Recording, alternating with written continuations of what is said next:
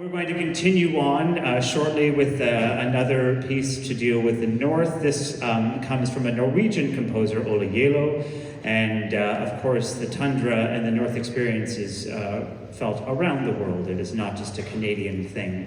And so this next piece is also in a soundscape sort of feel. But before we get into that particular piece, we're just going to share a little bit around some of the challenges that are faced by our North.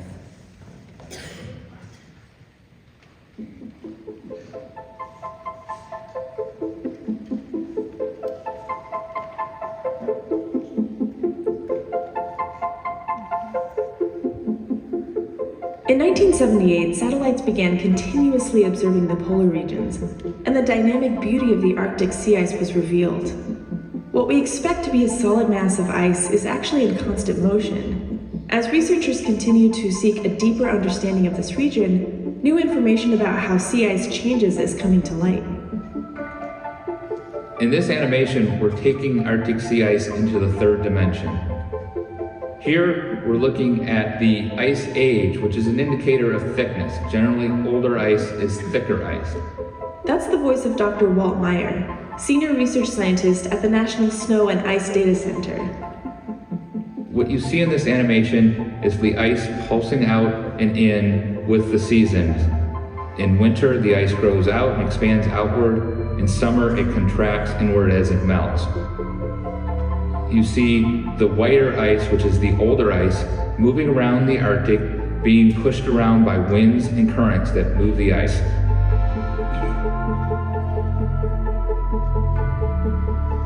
Over the years, the ice pulses around and moves around towards the top along the coast of Greenland. The older ice eventually moves out of the Arctic and into the North Atlantic, where it melts. The ice gets replenished within the Arctic because some of the ice survives each summer and grows older. And particularly in a region north of Alaska called the Beaufort Sea, where the ice spins around in a clockwise direction called the Beaufort Gyre. And that ice can keep spinning around, oftentimes for several years, and gradually getting older and thus getting thicker. Eventually, the ice will spin out of that gyre and go out through Fram Strait. In the past, we've always had enough ice growth and ice aging, enough ice surviving the summers to replenish the older ice that's lost. But in recent years, we've seen less replenishment. There's been more melt during the summer, so the ice that goes out through Fram Strait has not been compensated by the ice growth.